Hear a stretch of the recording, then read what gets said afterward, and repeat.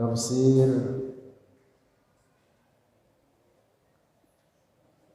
firman Allah, iyyaka na'budu wa iyyaka nasta'in. Insyaallah kita bahas pada kesempatan ini, yaitu ayat kelima daripada suratul Fatihah. Makna literal atau harfiah ayat ini menyebutkan iyyaka, hanya kepadamu ya Allah, na'budu, beribadah oleh kami, wa iyyaka, dan hanya kepadamu ya Allah, nasta'in, meminta pertolongan oleh kami. Nah, demikian itu makna apa? Harfiahnya. Tafsiran ayat ini seperti yang dijelaskan oleh para ulama, di antaranya sebagai berikut. Pertama, kita harus memahami makna ibadah. Makna ibadah. Dalam ayat ini disebutkan iyyaka na'budu, hanya kepadamu ya Allah kami beribadah. Apa definisinya ibadah? Para ulama kita di kalangan ahli bahasa, juga ahli fikih, dan para ulama lainnya seperti dari kalangan ahli bahasa Az-Zajjaj, kemudian Al-Azhari, Al-Fayyumi, Al-Fayruz Abadi, juga para ulama bahasa lainnya, termasuk Al-Imam Al-Lughawi Taqiyuddin As-Subki rahimahullah, juga para ulama terkemuka lainnya daripada para pakar bahasa menyebutkan tentang definisi ibadah, bahwa ibadah adalah ghayatul khusyu'i wal khudu'. Ghayatul khusyu'i wal khudu'i adalah puncak ketundukan dan kekhusyuan, merendahkan diri, atau puncak merendahkan diri dan menghambakan atau menghinakan diri. Itu makna betul, makna ibadah. Sebagian ulama lainnya mendefinisikan ibadah adalah aqsa atau nihayatu at-tadhallul, puncak penghinaan diri, puncak ketundukan diri, perendahan diri. Itulah pengertian ibadah. Nah, demikian disebutkan oleh para ulama kita di kalangan para ahli bahasa, juga para ulama lainnya. Nah, dengan demikian ibadah kita kepada Allah Subhanahu wa taala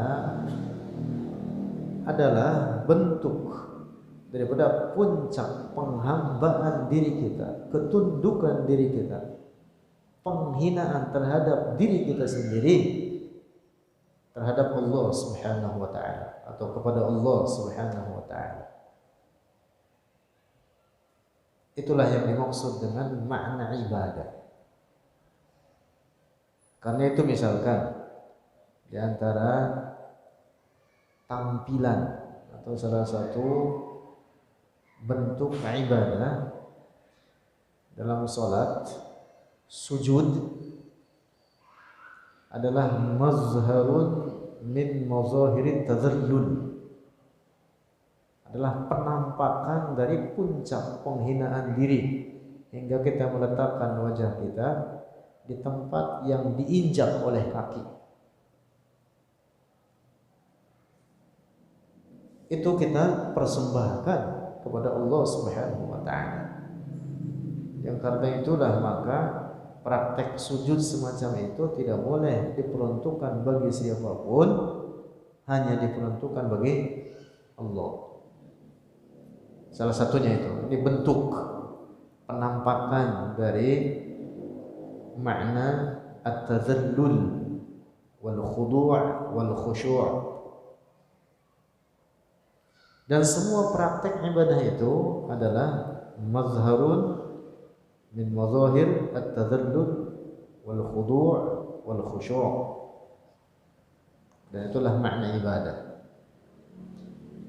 Nah, jadi fahami di sini. Ulang lagi. Ibadah itu apa? Adalah puncak merendahkan diri, menghinakan diri, dan puncak ketundukan. Dan itu hanya diperuntukkan bagi Allah. Paham itu? Makna apa itu? Ibadah. Adapun meminta tolong kepada sesama manusia atau bertawassul kepada Allah dengan sesama manusia atau dengan makhluk Allah. Bertawassul itu artinya menjadikan wasilah. Menjadikan apa? Wasilah. Seperti seorang nabi Allah, kita jadikan wasilah kita dalam doa kita memohon kepada Allah. Maka itu bukan berarti kita beribadah kepada wasilah tersebut.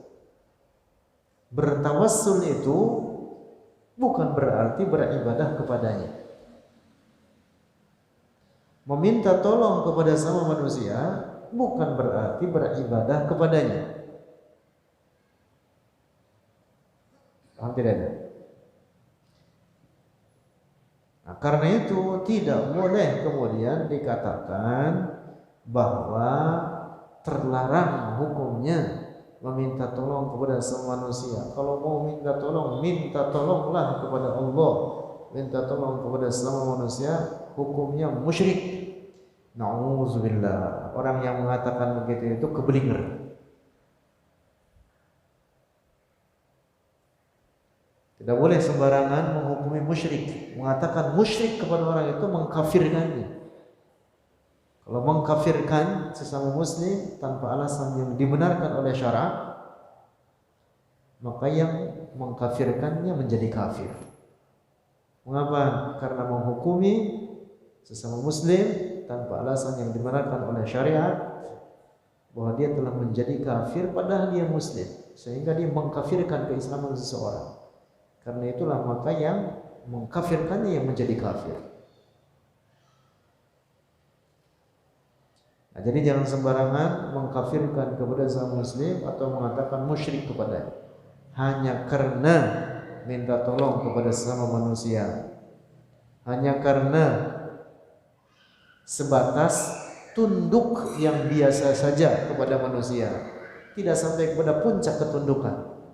Itu bukan berarti ibadah kepadanya. Paham tidak ini? Seorang bawahan tunduk tidak kepada atasannya?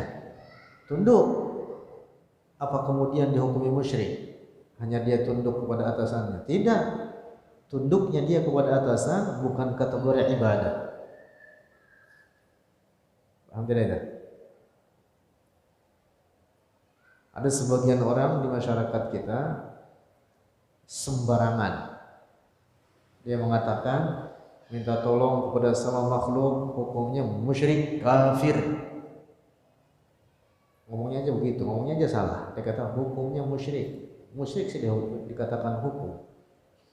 Musyrik itu orang. Ngomongnya aja salah. Atau dia mengatakan syirik. Na'udzubillah. Itu penilaian yang tanpa dasar dan penilaian yang sembrono, penilaian keliru alias kebelinger.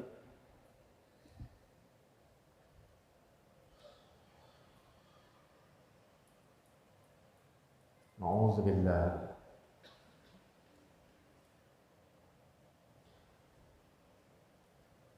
Nah, jadi tunduknya seorang murid kepada guru, tunduknya seorang pegawai kepada atasannya, tunduknya rakyat kepada pemimpinnya, tunduknya rakyat kepada rajanya, itu tidak masuk kategori ibadah.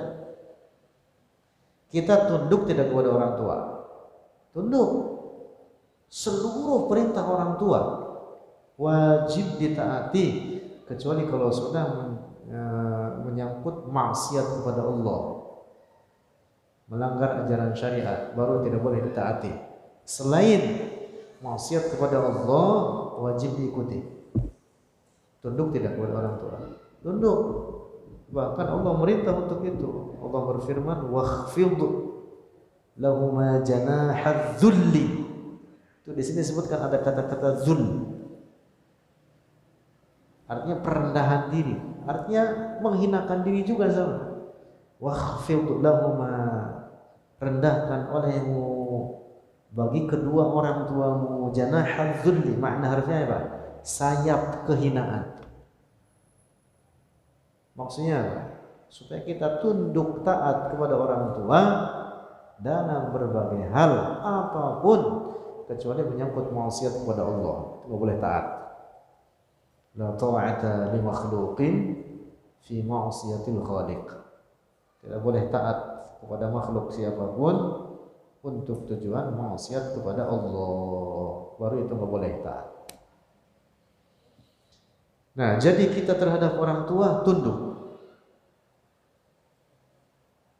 Tetapi itu bukan kategori ibadah. Karena apa? Karena tidak mencapai puncak ketundukan. Paham ini? Nah, demikian pula dengan tawassul. Itu tadi, menjadikan seorang Nabi Allah sebagai wasilah kita dalam berdoa meminta kepada Allah. Bukan berarti orang yang kita jadikan wasilah tersebut sebagai sesembahan kita. Bukan berarti kita beribadah kepadanya. Tabarruk. Tabarruk mencari berkah.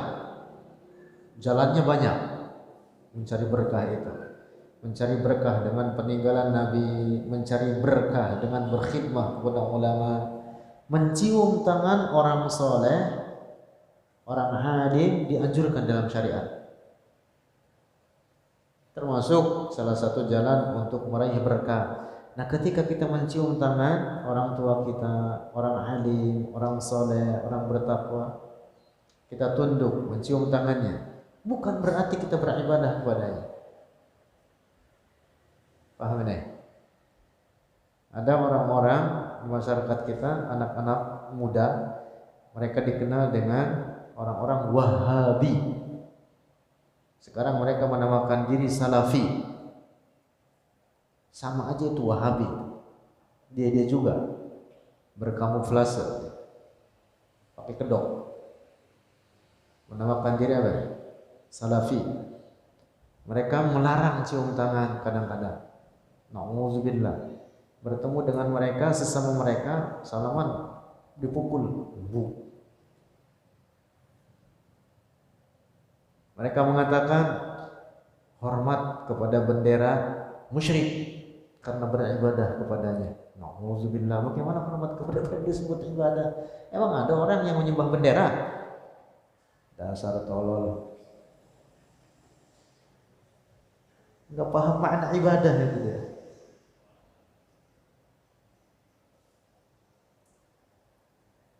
Tunduk kepada sesama, misalkan kepada sesama makhluk, terhadap orang tua atau kepada guru, padahal mereka sendiri kepada rajanya tunduknya bukan main. Kalau raja udah ngomong, mereka akan sami'na wa ata'na, kami mendengar dan kami taat. Bagian terhadap orang-orang yang tidak sejalan dengan mereka, seperti kita ini kaum Ahlus Sunnah wal Jamaah, oleh orang-orang Wahabi jelek dikafirkan hanya karena kita bertawassul, hanya karena kita berziarah kubur, hanya karena kita memperingati Maulid Nabi. Kata mereka apa? Mencintai Rasulullah berlebih-lebihan, hukumnya musyrik. Nauzubillah. Blow on. Dia nggak paham makna ibadah. Nah, jadi pahami dulu ini, makna ibadah itu apa? Ketika kita meminta tolong kepada sesama makhluk, minta tolong kepada teman kita, bukan berarti kita beribadah kepadanya.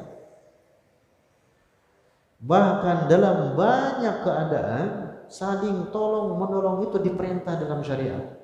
Allah memerintah dalam Al-Quran, wa ta'awanu 'alal birri wat taqwa. Wa ta'awanu 'alal birri wat taqwa.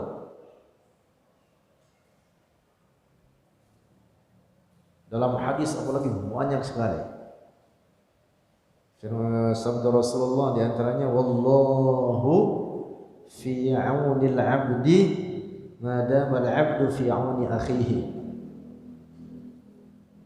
Diperintah kita untuk saling tolong menolong.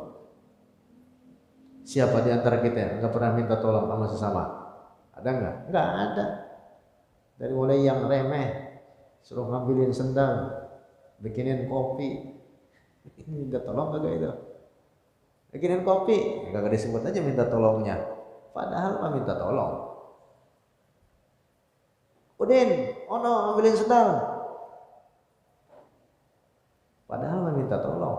Minta tolongnya aja kagak disebut. Sama temen, ambilin barang saya, minta tolong. Setiap orang dari kita meminta tolong kepada sesama. Dan itu bukan perbuatan musyrik. Jadi kalau ada orang mengatakan minta tolong kepada sesama makhluk adalah syirik, ini orang keblinger. Sebenar-benarnya keblinger. Nauzubillah.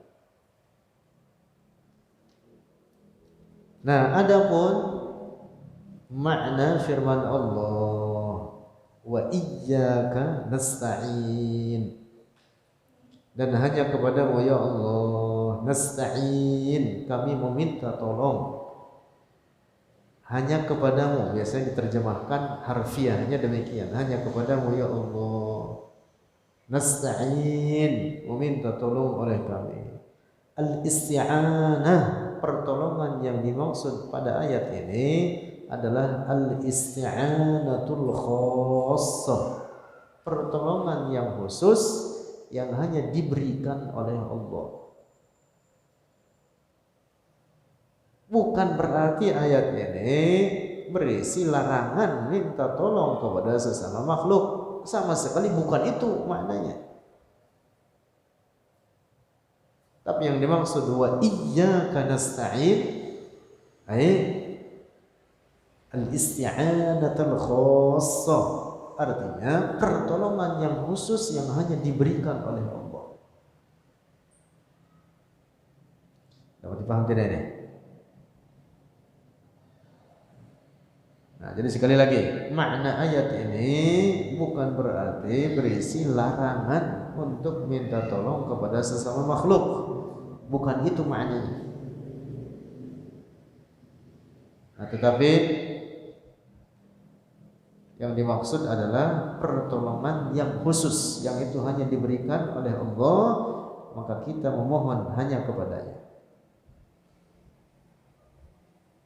Nah, dapat dipahami ini? Nah, sebagian ulama lain mengatakan bahwa yang dimaksud wa iyyaka nasta'in, yang dimaksud isti'anah di sini adalah dalam pengertian yang paling utama untuk engkau minta tolong adalah kepada Allah.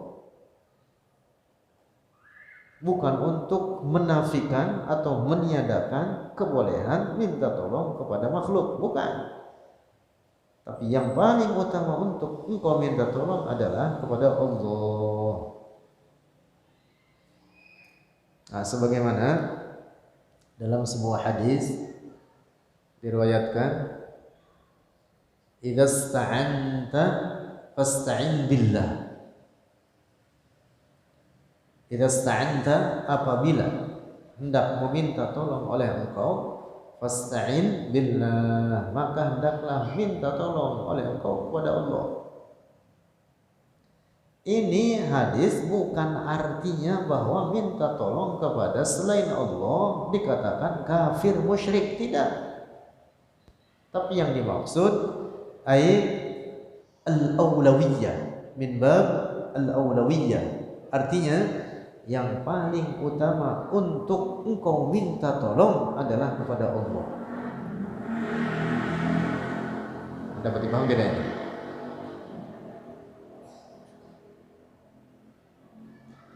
Nah, jadi redaksi semacam ini ayat Al-Quran atau redaksi hadis ini jangan difahami dalam makna literalnya, jangan dipahami dalam makna harfiahnya.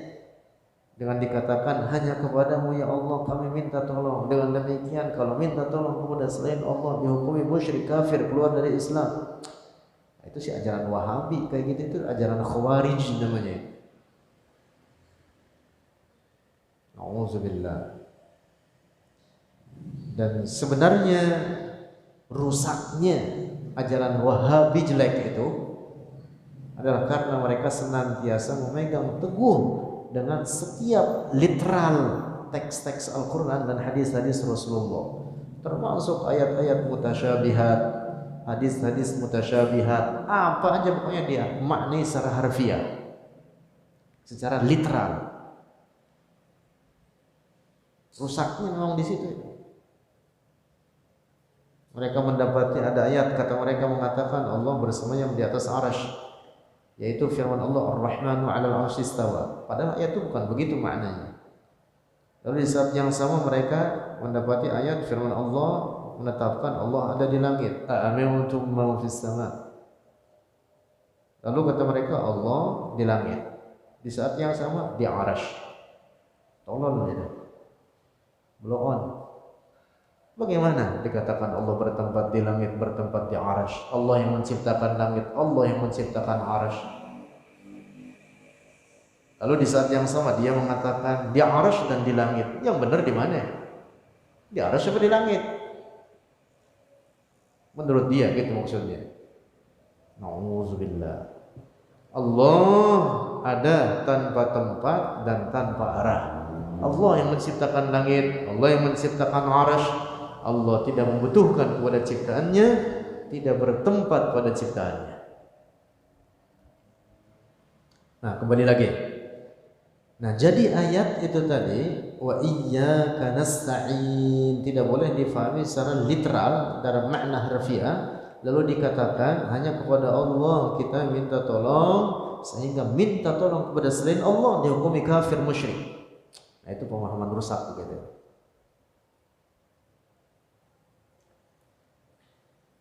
Banyak ayat-ayat Al-Quran yang lainnya memerintah kita untuk saling tolong-menolong. Banyak sekali.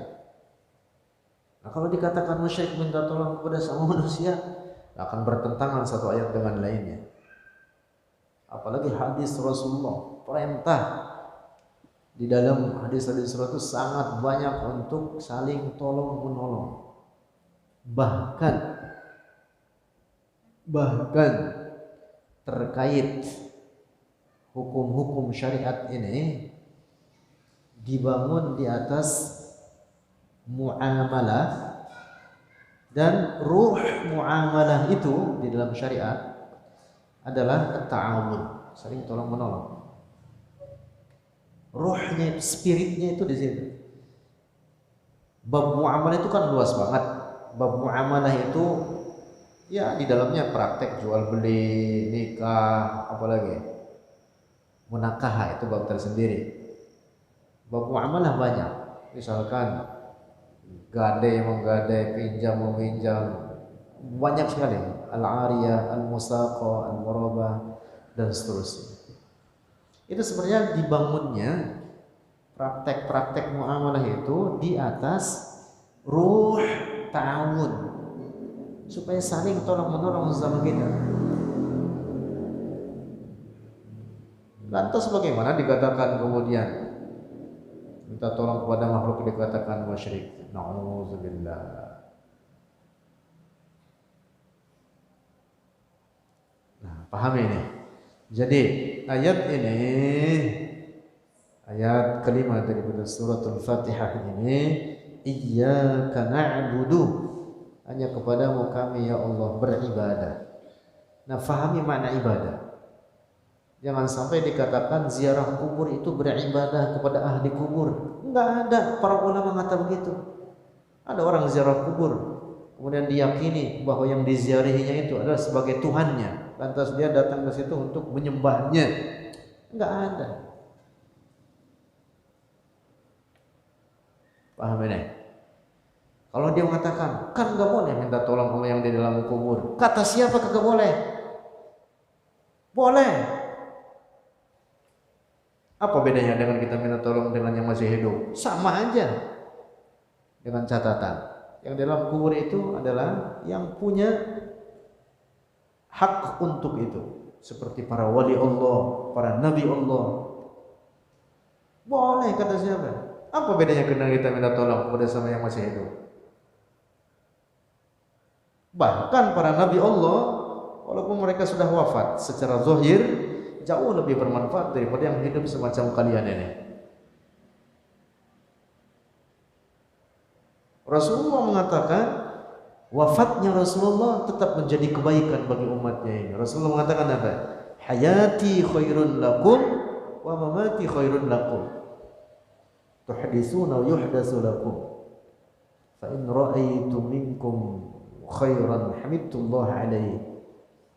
In ra'aitu minkum syarran istaghfartu lakum atau kama qala Rasulullah.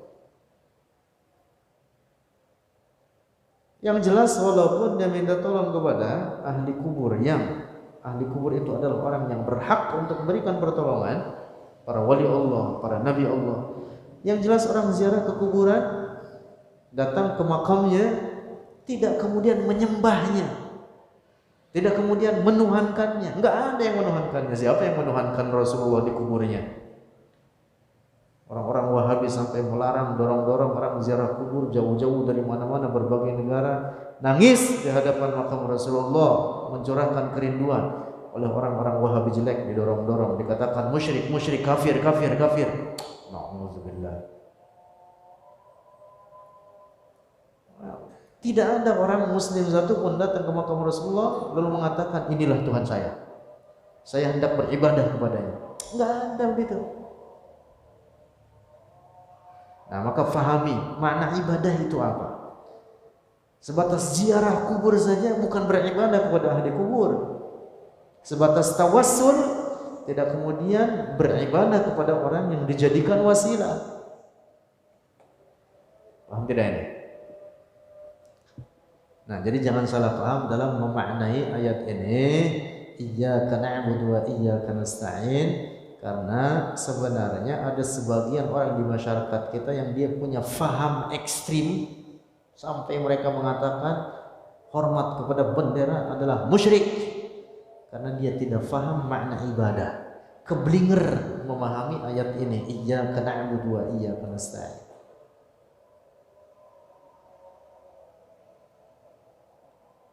Hindari keyakinan rusak ala Wahabi jelek gitu. Keyakinan rusak dan banyak merusak. Banyak merusak masyarakat. Nauzubillah.